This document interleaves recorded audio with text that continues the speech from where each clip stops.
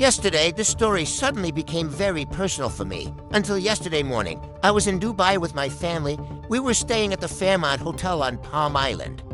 A major explosion and fire were reported just across the road from us early in the morning. We left to catch our flight. Thankfully, our plane took off normally.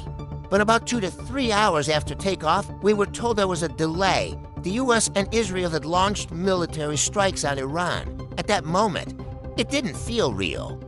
My only thought was if our flight path was near where missiles might be flying. But when we landed, the situation started becoming clear. By evening, photos and videos circulated. They showed Dubai airport covered in smoke, the entire airport evacuated, and flights canceled. Drones were intercepted near the Burj Khalifa, and missile debris fell near Burj Al Arab, causing fires. It was shocking, especially because some of my family members had flights a few hours after us. They couldn't leave. Their flights were canceled. They are still stuck at Dubai airport with no clear information. The only reassuring news is that the UAE's air defense system appears extremely strong, according to official reports. Iran launched over 1,000 missiles toward the UAE, most of which were intercepted. Hundreds of drone attacks were also stopped. Many fires were caused by falling debris from destroyed missiles and drones. But the bigger question is why all of this is happening. The United States and Israel launched a full-scale military operation. It's named Operation Epic Fury. Officials say this is not a one-day strike, but something that could last several days. Bombs have reportedly hit cities across Iran, including Tehran, Isfahan, Qam, and Kermanshah. The most shocking development is that Iran's supreme leader, Ayatollah Ali Khamenei, was reportedly killed in a strike. This claim was confirmed by Iranian state television itself. Iran has announced 40 days of national mourning and a week-long shutdown. Several top military commanders were also reportedly killed during a Defense Council meeting. Former U.S. President Donald Trump said that many of the people making major decisions in Iran are now gone. Reactions inside Tehran have been mixed, with some people celebrating while others mourn.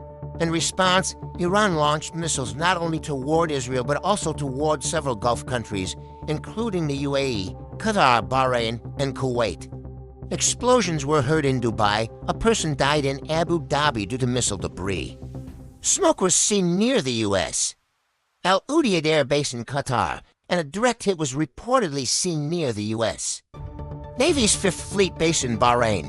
Iran's Revolutionary Guard claimed it targeted 27 U.S. military bases in an operation called True Promise 4, but the attacks also impacted civilian areas, with targets reportedly including luxury hotels and international airports. This is especially alarming because more than 10 million Indians live and work in these Gulf nations. India's embassy has already issued advisories asking citizens to exercise extreme caution.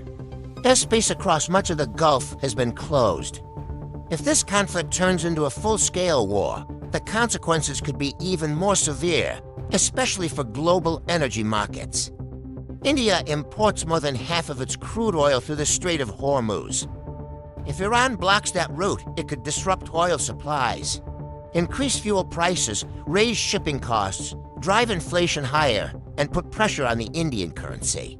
The timing is also politically sensitive because India's Prime Minister Narendra Modi had just visited Israel days earlier. Meanwhile, one of the most heartbreaking reports claims that a girls' primary school in the Iranian city of Manab was hit by a bomb, killing dozens of children during school hours. As the conflict escalates, leaders justify the strikes as necessary for defense or democracy. But history shows that foreign military interventions often leave countries even more unstable, raising fears that Iran could face a similar future.